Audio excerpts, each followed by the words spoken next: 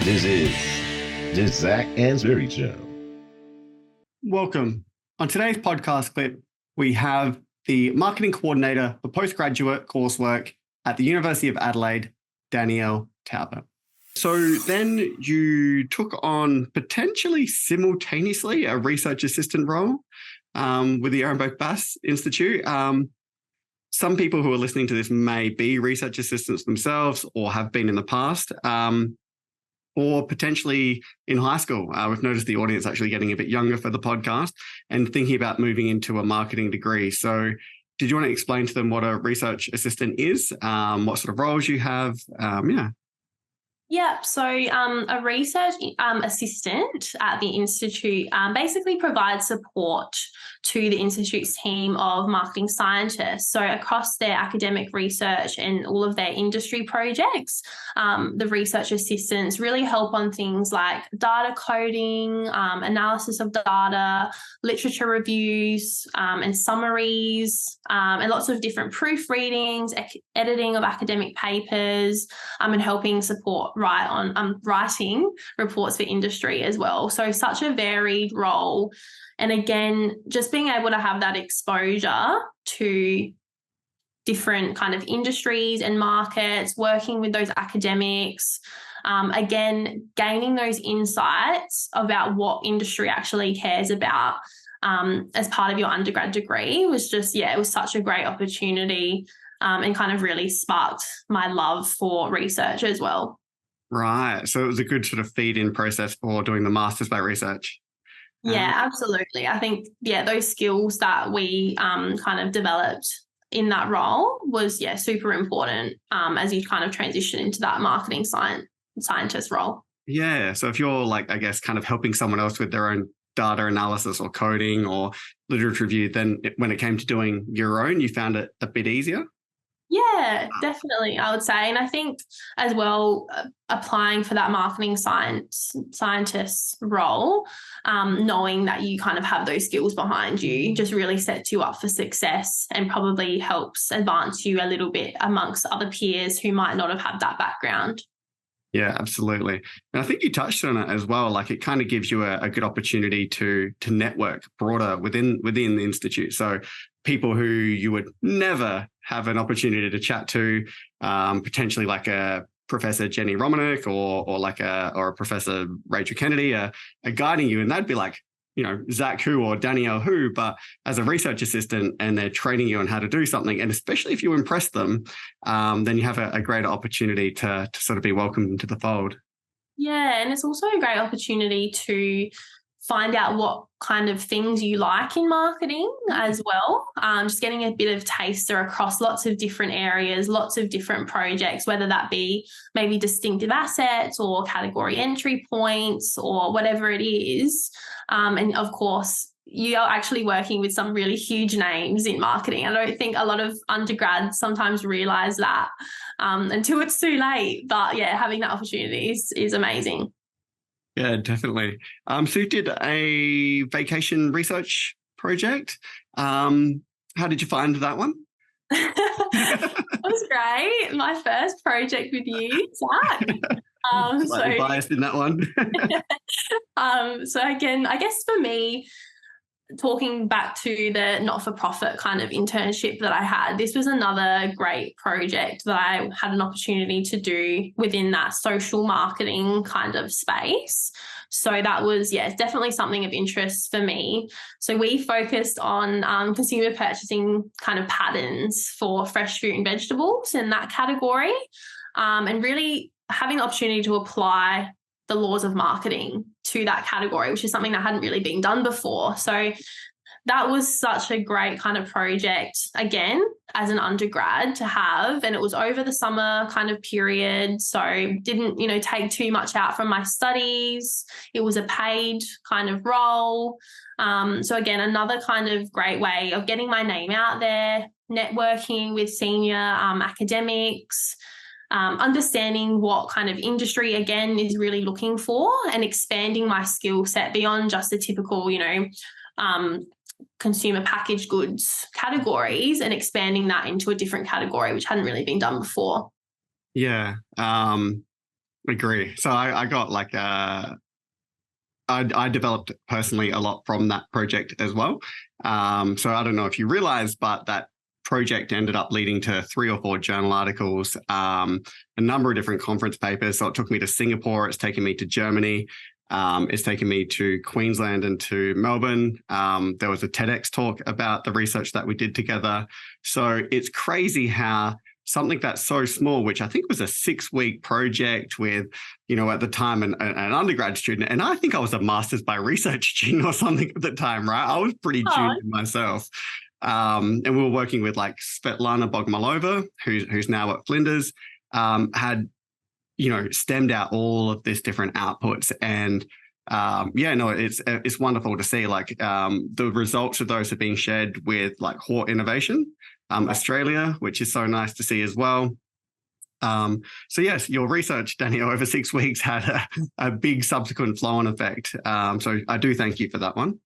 Yeah, no, it was so great. And I think as an undergrad, having the opportunity to co-author a paper with people like yourself, senior academics, having it published and presented at different conferences where industry is actually actively engaged in your research, is such a cool thing to be able to take, whether you decide to go into research and continue postgraduate study or whether you decide to go into industry. Already kind of having that knowledge, having those things behind you, it was such a great thing to have. Yeah, absolutely. So I know you're in contact with Millie Smith as we mentioned before.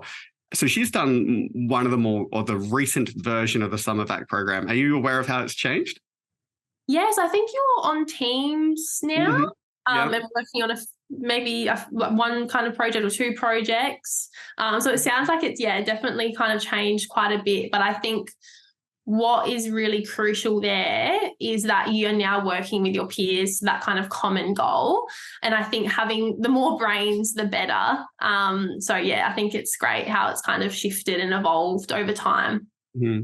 Yeah, essentially. And it was because of that. Basically, we had students who were working in the same office, working on very different things. And some of them were purely doing like literature reviews.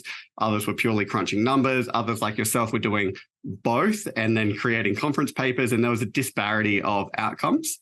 And then obviously a bit of a disparity of satisfaction and on the student, but then also us as to what the outputs kind of were. So we created it's a 7 or 8 week program. I can't remember. I lose track. And you're right. They work in teams of 3. They do laws of growth type of analyses, things you'd be familiar with, like Double Jeopardy. And they present and do little mini presentations every week as a team.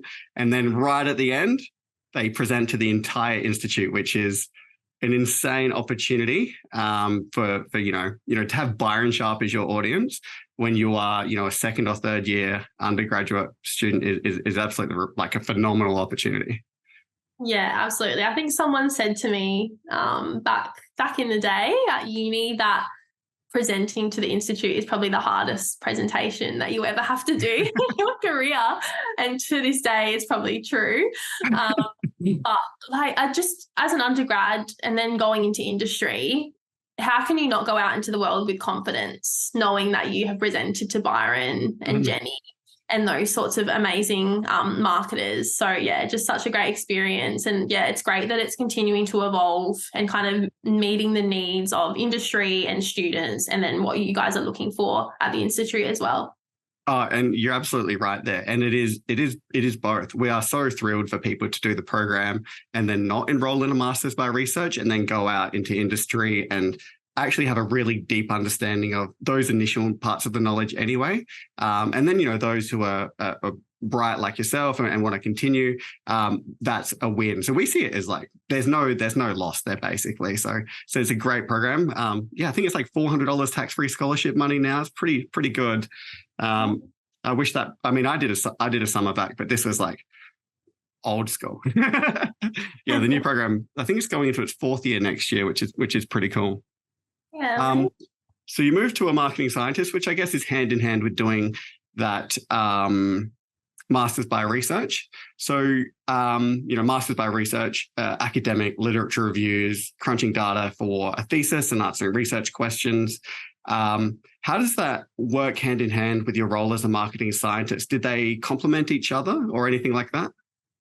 Yeah, definitely. So I think being able to work on my master's, of course, and actually working on a topic that as a marketing scientist and working with my peers, I could tell was something that was of interest to the institute and, of course, industry as well. So my master's kind of fed into a larger piece of work that the institute kind of prioritized as a result of industry feedback and focusing in on media and how, as media professionals and marketers, we can sort of optimize the media mix and understand how media performs. So doing that hand in hand with then being a marketing scientist, where I was working on different commercial marketing research projects for local brands, national brands, even global brands. I just gained so much experience that could be across both my master's and in my paid role as a marketing scientist. So across, analysis of like quantitative and qualitative analysis, taking all those skills from my back scholarship and my research assistant role, data coding, things like distinctive asset measurement, questionnaire design, fieldwork data collection, writing for proposals and tenders, and industry report writing as well.